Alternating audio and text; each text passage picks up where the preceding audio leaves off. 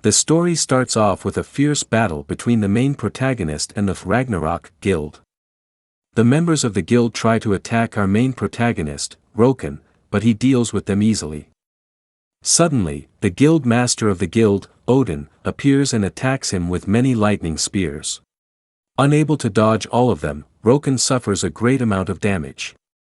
Odin then walks up to him and tells him to join his guild, offering great benefits. However, Rokan merely laughs erratically, promising to defeat him one day. Unfazed, Odin glances down at him, claiming that it is a shame. Before killing him. Upon dying, Rokan is forced to log out and receives a penalty. It turns out that this story revolves around a virtual reality game called The Lord. And Rokan was the strongest player in all aspects, be it ranking, solo combat, or the strongest user within his class. Thus earning him the title, King of Violence. However, upon the arrival of Odin, everything changed. Rokan sat on the floor, pondering about Odin's powers. He could not understand how Odin had come to obtain such powers, and thought that it was overpowered. Although he was enraged by the fact that he had been beaten by Odin 8 times, he refused to give up and swore that he would defeat them one by one. However, upon facing such a strong enemy like Odin, Rokan was defeated once again. Due to his failure to meet the minimum requirements of his title. It was taken forcefully from him. Glancing down at him, Odin tells him that there was no longer any value in killing him due to losing his title as a ranker. Devastated by his loss, the gap between him and Odin only got bigger as time passed. However, one day, as Rokan woke up, he was puzzled by his surroundings, unable to recognize them.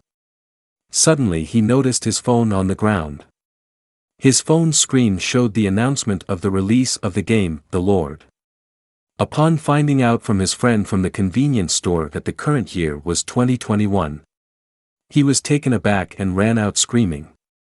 His friend claimed that he had been acting weirdly ever since his girlfriend had dumped him.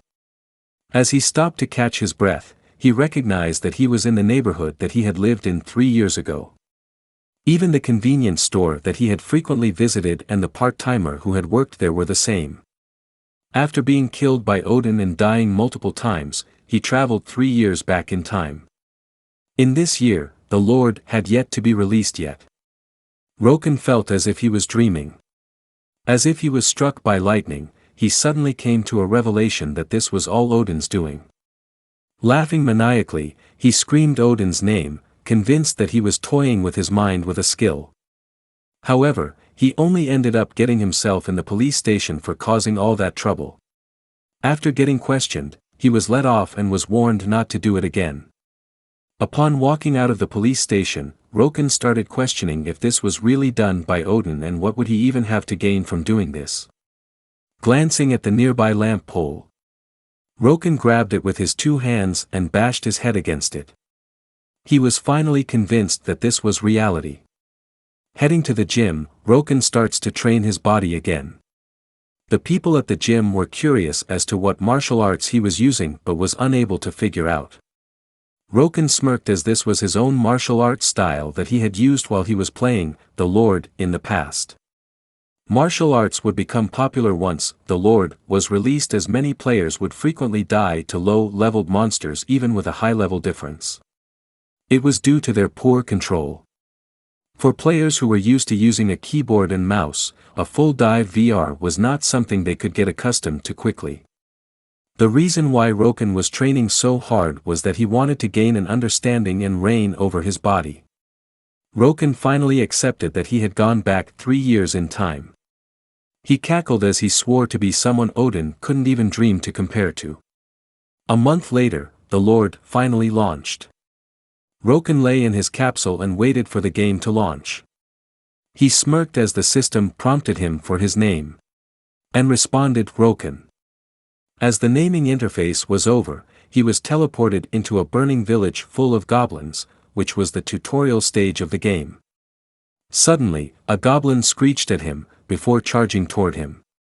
Rokan expresses that he likes how brave the goblin is. Before slicing the goblin in half with his axe. He then smiles madly and declares that the King of Violence has returned. Upon slaying a few more goblins, he receives an achievement for defeating an opponent which is stronger than him, which increased his stats by a little. Rokan was pleased with how he was progressing. Having played The Lord previously, he was aware of how to clear the tutorial level. All he had to do was avoid the goblins and escape the village. However, Rokan knew there was another way, a perfect way, to clear the tutorial level. This was all thanks to his previous experience and the information he had obtained. It turns out that the perfect way to clear it was to eradicate the goblin pack that had invaded the village. After killing multiple goblins, the boss goblin finally appeared. Before confronting it, Rokan grabs a few strengthening potions from an abandoned shop. Shouting at it, Rokan manages to get its attention.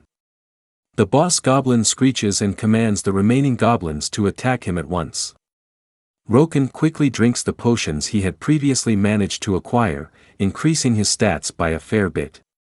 He casually throws aside the potion bottles and punches the goblin that had charged at him. It squeals in pain, lying on the floor, helpless.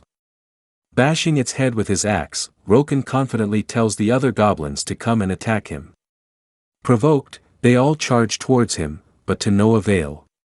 He cleanly slices through all of them with his axe. Upon killing them, he receives yet another achievement, which elevates his stats greatly. Soon, all the remaining goblins were quickly eliminated by him. Now, only the goblin boss remained. It stood menacingly over Rokan and swung its sword at him. While Rokan tries to swiftly dodge all the attacks, due to the big power difference, he still got hit. But even though the goblin boss was much stronger than him, he was not discouraged. He had already managed to analyze the boss's attack pattern. He charged at the boss and managed to dodge the swing of its sword. Leaping into the air, he swung his axe with great force, convinced that it would work. However, that attack only managed to slice off one of the goblin boss's ears. Rokan was taken aback. He had only managed to provoke the goblin boss. It grabbed his hand forcefully and swung him into the air, before smashing him onto the ground, dealing an insane amount of damage to him. Rokan currently only had 20% of his vitality left. The boss, however, was relentless. Raising its foot, it positioned it right over where he was, preparing to stomp on him. Upon seeing that, Rokan swiftly dodged to the side, just barely managing to avoid getting smashed. He suddenly realized that the issue never was with its strength or speed, but rather the extremely high defense it had. With his current weapons and stats, it was impossible to kill the goblin boss. Rokan shouted at the boss, as if he was preparing a big attack, but ran away instead. The goblin boss stood there for a second, confused, before screeching in anger. Chasing after him. Rokan ran for his life, screaming, eventually managing to outrun it. Sitting down to rest, Rokan then took out a fire-resistant scroll that he had managed to prepare in advance. Just as he had finished using it, the goblin boss suddenly charged into the room. Rokan sheepishly waved to it, but the boss was not having it. It swung its sword and tried to slash him multiple times. However, due to the room being too small, he was not able to dodge all its hits. Rokan tried to block it with his axe but was thrown into a nearby wall due to the force of the attack. Now, his vitality was below 10%. As the goblin boss walked menacingly towards him, Rokan grabbed his axe and threw it at him. Smiling menacingly, the goblin boss tilted its head to the side, dodging it skillfully. To the goblin boss, it seemed like Rokan had lost. But Rokan smiled, as he had achieved exactly what he wanted. Noticing something was off, the boss turned around, however, it was too late. The axe that Rokan had thrown successfully managed to slice the pillar that supported the house in half, and the house came crumbling down onto the boss, killing it in the process. While Rokan had managed to defeat it, he was sad to see himself struggling like this. More so, he was angry at Odin for making him experience this kind of helplessness again, and swore to take revenge on him. Suddenly, the tutorial clear message pinged. He had managed to clear the tutorial perfectly, just as he had planned. Due to clearing the tutorial perfectly, he managed to get additional rewards, as well as achievements. Rokan was ecstatic upon checking his status window to see the effects of all the achievements he had gained. He had managed to gain 1 legendary title, as well as 2 unique ones. Fueled by a blast of energy, Rokan decided to open all the unknown chests that he was rewarded with from the tutorial stage.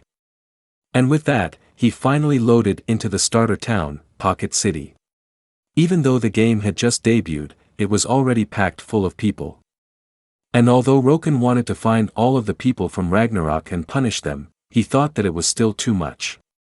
He found it strange that all of them had willingly sworn their allegiance to Odin. And even went as far as to change their appearance and nicknames. Frustrated, Rokan thought that it was better to leave the matter aside for now and focus on getting stronger. He was determined to grow stronger and at a faster speed than anyone else.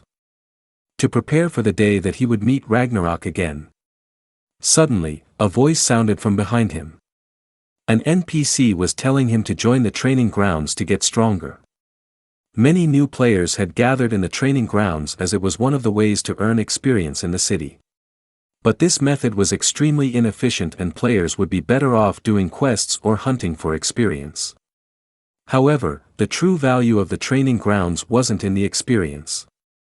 By spending a set amount of time hitting the dummies until your stamina was drained, a random stat would be raised by 1 permanently. And even though this method was tedious and long, Rokan was not one to give up on it. After spending 10 days in the training ground, Rokan finally managed to gain the maximum possible stats from hitting the dummies. Just as he was about to leave to level up, the same NPC from earlier called out to him.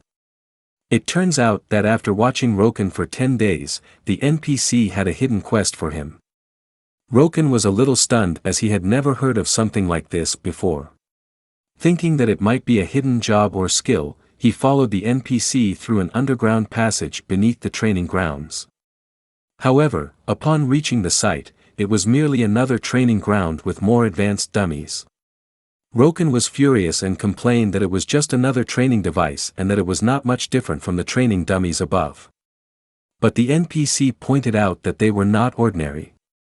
It moved as a human would and could even counter an attack. And as Rokan was still level 1, he might even die to them. Although he was still annoyed, Rokan didn't back down from the challenge. The door closed behind him as he stepped into the chamber. Dodging the first hit from the puppet, Rokan countered with a punch. However, another puppet managed to attack him from the side, pushing him backward. Rokan smiled in glee as he glanced at the remaining puppets, delighted that they were strong opponents. Bouncing on the balls of his feet, he leaped into the air and charged at them, smiling erratically. 5 days later, Rokan finally hit the stat limit and emerged from the chamber, leaving the battered bodies of the puppets behind. He smiled as he looked at the new achievement he had gotten. His new achievement gave him resistance against mentality-based debuffs as well as a 50% stat bonus when his vitality dropped below 5%. Rokan sighed as he thought about how he had gotten the same title in the past. Heading towards Khtan, the great city, he walked into a shop.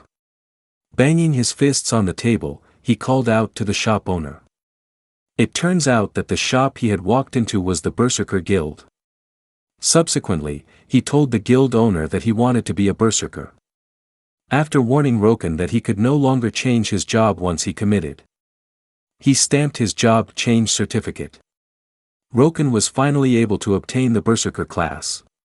Upon congratulating Rokan, the guild owner then told him to choose a weapon as a gift for changing jobs. Without hesitation, Rokan stretched out his hand to grab the axe. He swung it around and slashed the air, imitating combat moves. Rokan stared at his weapon and grinned gleefully, satisfied with it. He was sure that with the Berserker class, he would be able to go against Ragnarok. To him, it was the perfect class to take on multiple people as a berserker would gain bonus stats whenever they were in a pinch. But more than anything, with this axe, Rokan was determined to chop Odin's head off. Suddenly, a quest popped up in front of him. Confused, Rokan stared at it. Seemingly having received yet another hidden quest.